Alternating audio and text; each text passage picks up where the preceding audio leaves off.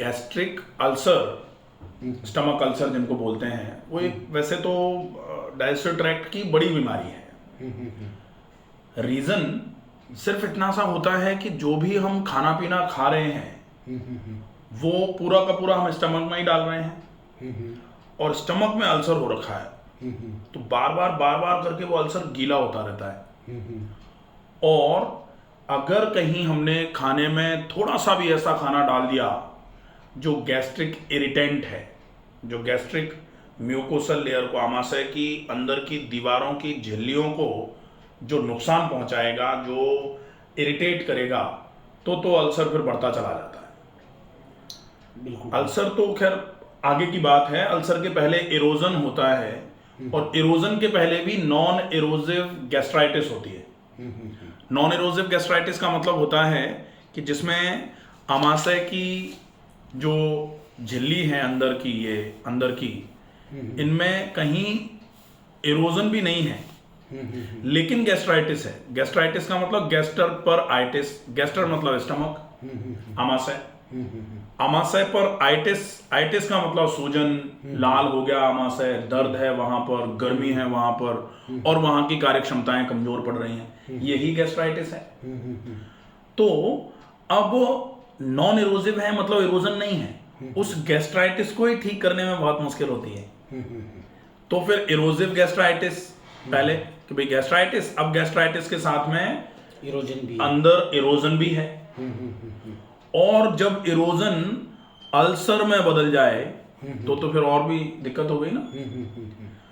अब अल्सर में अपने को अगर आराम है, इसका मतलब तो बहुत ही बढ़िया है, बिल्कुल बहुत अच्छा है। काम क्या किया, जैसे आपने 10 दिन में यहाँ देखा कि डाइट अपनी ऑलमोस्ट कुछ ऐसी डाइट है जो ब्लेंड है, बिल्कुल ऐसा लगता है कि खाने योग्य नहीं है, एसिडिक मतलब नहीं है बिल्कुल भी, एसिडिटी कुछ है ही नहीं, एसिडिटी क्रिएटिंग कुछ भी नहीं, क्रिएटिंग कुछ नहीं है। प्लस थोड़ा अपन ये ध्यान रखते हैं, जैसे आपने देखा यहाँ 10 दिन आप रहे, 10 दिन में आपने देखा कि खाने के साथ हम पानी रखने ही नहीं देते। हाँ, खाने के साथ या तो छाछ रहेगा या फिर रायता रहेगा, छाछ या रायता रहेगा। तो कहा जाता है भोजनात् नान्ते अमृतम तक्रम, तक्र जो है भोजन के अंत में वो अमृत का काम करती है। और जो सुबह सुबह जो सौंफ का पानी है, हाँ, वो भी एक मतलब बहुत ही, वो एंटासिड है, हाँ, बेसिकली अल्कलाइन नेचर का है, एसिडिटी को कम करने का काम वजह से करेगा, भी मतलब एक बहुत अच्छा पेट बिल्कुल ठीक रहता है। तो ये जो पूरा रूटीन रहा है, इस रूटीन की वजह से अपने इस समस्या में आराम है। अब इसको अपने को हील करना है। जैसे जनरली आजकल एक समस्या चल रही है जिसको गैस्ट्राइटिस कहा जाता है, और गैस्ट्राइटिस में कभी कभी एक बैक्टीरिया का इन्फेक्शन हो जाता है और वो बैक्टीरिया है एच पाइलोरी। एच पाइलोरी मतलब हेलिकोबैक्टर पाइलोरी बैक्टीरिया है। अब उस बैक्टीरिया के इन्फेक्शन की वजह से उस बैक्टीरिया में दुर्भाग्य से या सौभाग्य से उसके ऐसे फ्लैजेलाज होते हैं, ऐसे उसके हाथ हैं दोनों तरफ, जो वो कुरेदता है मेम्ब्रेन को। तो वो बैक्टीरिया अगर पाया जाता है आमाशय में, तो वो बैक्टीरिया आमाशय की दीवार को ऐसे कुरेद के उसके इरोजन्स बढ़ाता रहता है। तो अगर वो बैक्टीरिया प्रेजेंट है तो गैस्ट्राइटिस, इरोजिव गैस्ट्राइटिस में जरूर बदल देगा वो। उस बैक्टीरिया को मारने के लिए, वैसे तो वो बैक्टीरिया अगर साफ कर दो ट्रैक्ट को तो अपने आप ही मर जाता है, क्योंकि अपन कहते हैं कि pathogenic organisms they do not cause disease but they are found in diseased condition, मतलब वो बीमारी पैदा नहीं कर सकते, लेकिन अगर शरीर कहीं से कमजोर पड़ा तो वो अटैक कर देंगे वो, तो वो गड़बड़ रहती है। उस बैक्टीरिया को मारने के लिए अपन चाहें अगर, जैसे आजकल जनरली एचपी किट चलती है, एच पाइलोरी किट चलती है, जिसमें 14 दिन के लिए एंटीबायोटिक्स रहती हैं, साथ में पीपीआई रहती है। अब लोग कह रहे हैं कि पीपीआई और एंटीबायोटिक ले ली हमने, लेने के बाद किट हमने पूरी कर दी, उसके बाद थोड़े दिन तक ठीक रहा, उसके बाद फिर समस्या आ गई। क्यों आ गई? क्योंकि वो आपने बैक्टीरिया को तो मार दिया, लेकिन गैस्ट्राइटिस तो अभी भी है, क्योंकि गैस्ट्राइटिस का कारण जरूर बैक्टीरिया होता है एक बार, लेकिन जब बैक्टीरिया आ गया, उसने गैस्ट्राइटिस कर दी, तो गैस्ट्राइटिस को खत्म करना, बैक्टीरिया को खत्म करना और गैस्ट्राइटिस को खत्म करना दो अलग अलग बातें हैं। आपने एचपी किट लेके बैक्टीरिया को तो खत्म कर दिया, 14 दिन में खत्म हो जाता है, लेकिन गैस्ट्राइटिस है या फिर इरोजिव गैस्ट्राइटिस है, इसको खत्म करने में टाइम लगेगा। अब गैस्ट्राइटिस, इरोजिव गैस्ट्राइटिस और गैस्ट्राइटिस के कई सारे पार्ट्स हैं, कई सारे नाम के नाम से जानी जाती है ये। जहां पर इन्फ्लेमेशन हो रहा है उसके नाम से जानी जाती है। गैस्ट्राइटिस मतलब आमाशय में इन्फ्लेमेशन। आमाशय के 3 हिस्से तो बेसिक हैं, एक तो फंडस है, एक बॉडी जिसको कॉर्पोरस बोला जाता है, और एक है पाइलोरस। ठीक है, तो यहाँ फंडल गैस्ट्राइटिस, अगर फंडस में इन्फ्लेमेशन हुआ तो यहाँ बॉडी गैस्ट्राइटिस, या फिर इसको कॉर्पोरल बोला जाता है, तो कॉर्पोरल गैस्ट्राइटिस कहते हैं अगर बॉडी में है, बीच के हिस्से में है तो। और अगर नीचे के हिस्से में है तो पाइलोरिक गैस्ट्राइटिस, या फिर पाइलोरस को 2 भागों में विभाजित करते हैं, एक तो एंट्रम। ये क्या ऊपर है या इस साइड में रहता है ये जो है ये आमाशय कुछ इस तरीके से है, जैसे ये आमाशय है, ये आमाशय आपके पेट पर इस तरीके से लगा हुआ है, ऐसे ऐसे। अच्छा, ठीक है, तो ये यहाँ पे प्रॉब्लम, हाँ, ये जो है ना यहाँ पे हो रही है, ये यहाँ पे हो रही है, ये। ठीक है, अब जब यहाँ पे प्रॉब्लम होगी तो ये आमाशय, अब खाना हमने डाला, आमाशय में सूजन थी तो अपन इन्फ्लेमेशन कह रहे थे। इन्फ्लेमेशन में 5 साइन आते हैं, एक नहीं आता। सूजन भी रहेगी, अंदर से लाल भी रहेगा, टॉर्च लगा के अपन जब एंडोस्कोपी करते हैं ना, एंडोस्कोप से देखते हैं तो लिखते हैं हाइपरीमिक म्यूकोसल लाइनिंग, तो वो है। उसके अलावा पेन रहेगा, दर्द रहेगा यहाँ, फिर हीट रहेगी, गर्म हो जाता है आमाशय अंदर से, और साथ में लॉस ऑफ फंक्शंस।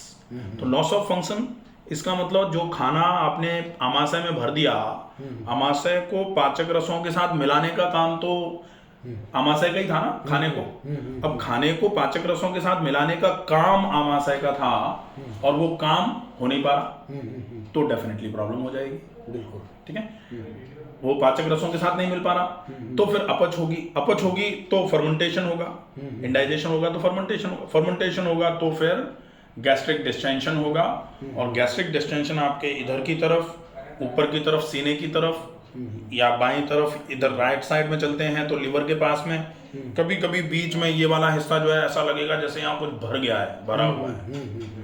और पूरा पेट जब फूलता है तो नीचे की तरफ प्रेशर डालता है, तो नाभि पर भी, नाभि के चारों तरफ भी धीरे-धीरे ऐसे मतलब ऐसे लगता है कि मतलब जैसे फ्रेश मतलब होने का।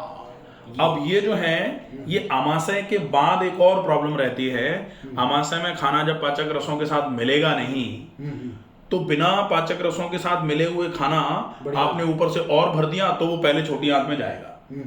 अब छोटी आंत में जाने के लायक नहीं था क्योंकि पाचक रसों के साथ मिला नहीं था, लेकिन ऊपर से प्रेशर की वजह से, जैसे ये आमाशय, ये छोटी आंत यहाँ से, अब आपने यहाँ से दूसरा खाना डाल दिया, तो अब दूसरा खाना पहले वाले खाने पे प्रेशर डालेगा, तो पहले वाला निकल के बेचारा जबरदस्ती आंत में जाएगा। मिला नहीं था पाचक रसों के साथ, आंत में पहुंचने की कंडीशन में था नहीं, लायक नहीं था, लेकिन पहुंच गया। अब पहुंच गया तो वो आंत में पड़ा रहेगा, आंत में पड़ा रहेगा तो आंत से एब्जॉर्ब नहीं होगा, एब्जॉर्ब नहीं होगा तो फिर वो कमजोरी कराएगा, क्योंकि खाना पच ही नहीं रहा, शरीर में लग ही नहीं रहा, लगेगा नहीं तो शरीर में एब्जॉर्ब नहीं होगा, मल्टीपल डेफिशिएंसी आ रही है, आपकी B12 कम हो गई, कैल्शियम कम हो गया, D कम हो गया, ये सब इसके चक्कर में होना चालू हो जाते हैं। अब कमजोरी आएगी, अब बढ़ेगा चिड़चिड़ापन। सामान्य तौर पे ये जो समस्या है, इस समस्या में जब खाना शरीर में लगना बंद हो जाता है तो आंतों में सूजन के साथ में दिमाग पर चिड़चिड़ापन बढ़ता चला जाता है, तो उस कंडीशन को ठीक करना जरूरी है। अब जब बिना एब्जॉर्ब हुआ वाला खाना छोटी आंत में पड़ा हुआ है, एब्जॉर्प्शन उसमें से कुछ हुआ नहीं, पोषक तत्व तो शरीर में लगे नहीं, सारे के सारे पोषक तत्व तो सड़ रहे हैं, पड़े हुए हैं वैसे ही। अब सड़ते सड़ते आंतों में कोई चीज सड़ेगी तो आंतों को भी तो सुझाएगी, आंतों को भी तो सड़ाएगी। अब आंतों के अंदर की दीवार में सूजन आना चालू हो जाती है, स्मॉल इंटेस्टाइन। इसको बोलते हैं फिर डियोडिनाइटिस या जेजुनाइटिस या इलियाइटिस, 3 ही पार्ट होते हैं छोटी आंत के। अब ऊपर से और पानी पी दिया आपने और खा दिया तो उस पर भी जोर पड़ा, तो वो भी बेचारी ऐसे घूमते घूमते घूमते घूमते बड़ी आंत की तरफ बढ़ गया ये खाना। अब बड़ी आंत पे बढ़ेगा, बड़ी आंत का काम था इसमें से पानी को खींचना और खाने को निकाल करके बाहर, खाना मतलब बेकार का सब्सटेंस जो बच गया है उसको निकाल करके एलिमिनेट कराना, वो भी नहीं होगा। तो खाना जो था वो पचा नहीं, शरीर में लगा नहीं, तो वो निकला भी नहीं। अब आपके एनस पर भारीपन रहेगा, अब अपने को लगेगा पेट एक बार में साफ नहीं हो रहा, अब अपने को लगेगा थोड़ा और साफ हो जाए तो पेट खाली हो जाए। अब अपन अगर ज्यादा लंबे समय तक भी बैठे रहेंगे तो भी कुछ नहीं होगा। बार बार जाने का मन करेगा लेकिन आपका पेट साफ नहीं होगा, पेट साफ नहीं होगा, हाथों में हल्की सी सूजन आ जाएगी, पेट के दाएं बाएं तरफ भारीपन रहेगा, अब नाभि आपकी गिरना चालू हो जाएगी, कभी नाभि इधर चली गई, कभी नाभि उधर चली गई, नाभि को सेट कराते फिरो, वो कभी सेट नहीं होगी तब तक जब तक आंत की सूजन ठीक नहीं होगी। आंत की सूजन कब तक ठीक, कहानी कहाँ से शुरू हुई थी? वही आमाशय से। आमाशय से। तो अपने को कैसे भी करके आमाशय को ठीक करना है। आमाशय को ठीक करने के लिए अपन प्रत्यक्ष प्रमाण है कि खाना पीना सही हो जाए, थोड़ा सा लाइफस्टाइल, जैसे सवेरे आप जल्दी जाग रहे हैं, सवेरे जल्दी जागना, और फिर आप जाग करके सवेरे सवेरे पानी पी रहे हैं, उसके बाद सवेरे सवेरे फिर आप शुद्धिकर्म भी जा रहे हैं, पानी की नैती वगैरह कर रहे हैं, सठकर्म कर रहे हैं, उसके बाद फिर आप योगा के पहले नाक में घी डल रहा है आपके, नाक में वो भाप भी ले रहे हैं, फिर योगा कर रहे हैं, उसके बाद फिर खाना पीना जो है आपका, जैसे आप कह रहे हैं सवेरे सवेरे सौंफ का पानी आपको बहुत अच्छा लगा, 6 बजे सौंफ का पानी लिया, 7 बजे सौंफ का पानी लिया, उसके बाद में 9:30 पे नाश्ते में ब्रेकफास्ट लिया, ब्रेकफास्ट में छाछ दी, और लंच उसके बाद 12 बजे लंच हुआ, 12 बजे लंच के अंदर भी रायता दिया, उसके और बाद लंच में आपने रोटी जो खाई मोटे आटे की, हम तो खैर गोबर गैस पे सिखवाते हैं यहाँ, सब्जी बिल्कुल उबली हुई ऐसी आपके सामने है। कुछ लोग बहुत परेशान होते हैं कि हम ऐसी नहीं खा सकते, थोड़ा तो मिर्च मसाला होना चाहिए, लेकिन अपन नहीं देते। तो वो खाना अपने आप में पचने वाला, जल्दी पच जाता है। खाना अगर पचने वाला अपन ने खाया है तो निश्चित ही आमाशय में मेरे को पिछले मतलब यहाँ से पहले स्टार्टिंग के दिन तो छोड़ दो, उसके बाद से मेरे को कभी ऐसा नहीं लगा कि कब्ज है या ये है, मतलब अपने आप मतलब क्लियर हो रहा है, फ्रेश हो रहा है। तो ये मेरे को मतलब आपका कर लें, हाँ कर सकते हो ऐसा जनरली क्या है रखते नहीं है। तो जो ये चल रहा है इसमें अपने को पूरा फायदा जो हो रहा है, उसमें बेसिकली लाइफस्टाइल का बड़ा काम है। बिल्कुल डेफिनेटली।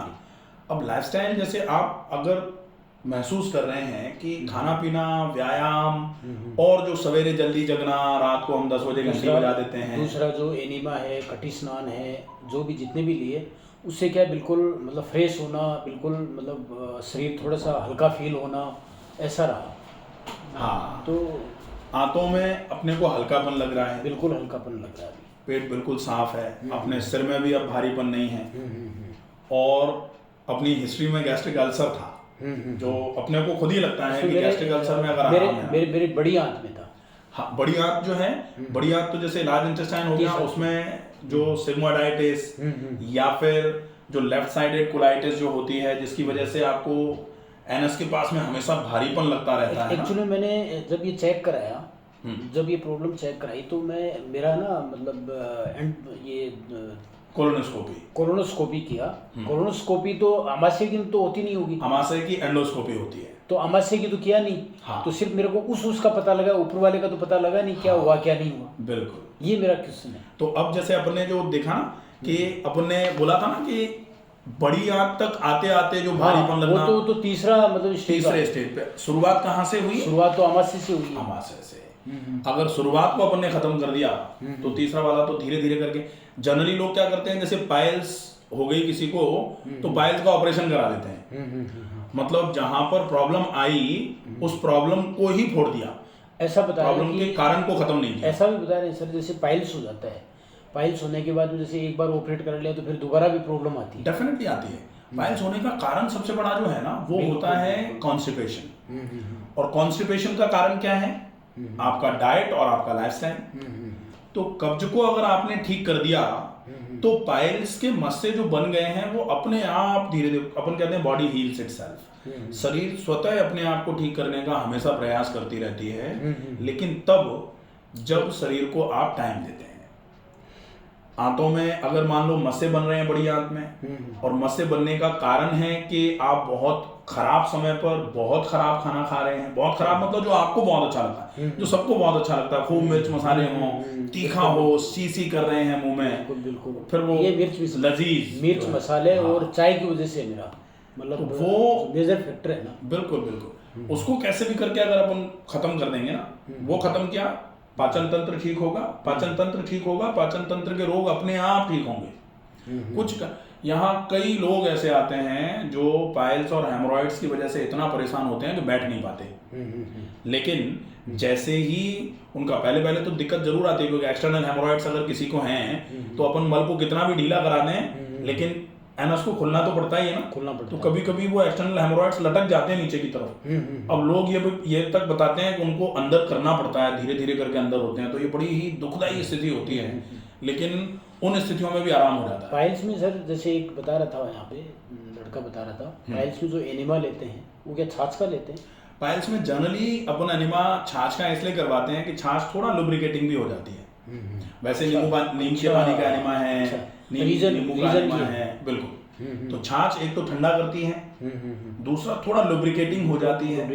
और पाइल्स के केस में जो घी का, हाँ, पाइल्स के केस में एनिमा अपन देते हैं तो थोड़ा फोकस इस बात पर रहता है कि एनस के आसपास में ही मस्से बने हुए हैं, अगर कैथेटर जग गया तो वो कैथेटर के रगड़ने की वजह से पाइल्स के मस्से जो है ना वो नुकसान हो सकता है, तो उस पर बहुत ज्यादा लुब्रिकेशन की जरूरत पड़ती है। इसके अंदर क्या ये नीम का पानी यूज में लेते हैं ना, नीम के पत्तियों को गर्म करके? जनरली नीम का पानी लेते हैं। नीम का पानी इसलिए क्योंकि पानी में अगर बाय चांस कोई इन्फेक्शन है तो नीम की पत्तियों की चटनी डालने से वो इन्फेक्शन एक तो खत्म हो गया, प्लस नीम का पानी चटनी बनाते हैं या पानी को उबाल देते हैं हम, उसकी पानी को उबाल लिया, पत्तियों को डाल के पानी को उबाल के उसको छान के और उसको हल्का गुनगुना रहने पर फिर उसका एनिमा दिया जाता है। तो वो एनिमा जो है ना, वो आंतों में अगर मान लो कोई इन्फेक्शन भी हो रहा है, जैसे जनरली आजकल फिसर हो रहा है, कट लग गया है, अब उस कट पे से अगर लूज स्टूल पास हो रहा है तो स्टूल मतलब गंदगी ही है बेसिकली एक तरीके से। अब वो कट में से होते हुए जा रहा है तो कट में इन्फेक्शन हो जाता है, फिर कट में बैक्टीरियल ग्रोथ होना चालू हो जाती है, फिर बड़ा बवाल होना चालू हो जाता है। उसको ठीक करने के लिए, ठीक रखने के लिए जरूरी है कि एक तो एनल वॉश प्रॉपर होना चाहिए। आजकल सबसे बड़ी समस्या ये भी चल रही है कि एनल वॉश प्रॉपर नहीं है, जेट से वॉश कर रहे हैं, हाथ जा ही नहीं पा रहा, या कई लोग ऐसे भी हैं जिनका हाथ पहुंच ही नहीं पा रहा क्योंकि वेट ज्यादा है, वो झुक नहीं सकते, किसी के कमर में दर्द है, तो फिर वो एनल वॉश क्लियर नहीं है। ऐसे केस में ये एनिमा जो है ना रेक्टल और एनल वॉश के लिए बेस्ट सजेशन है, सबसे बढ़िया रहता है। तो ये सारी चीजें अगर अच्छे से फॉलो करेंगे ना तो ये डेफिनेटली अब ये दोबारा कभी आएगी भी नहीं प्रॉब्लम। मतलब मेनली डाइट और लाइफस्टाइल हो गया, डाइट और लाइफस्टाइल, दो चीज़ों को थोड़ा सा कंट्रोल रखा जाए तो इसमें से आराम से दूर हो सकती है। बिल्कुल बिल्कुल, ठीक है सर, ठीक है, थैंक यू वेरी मच।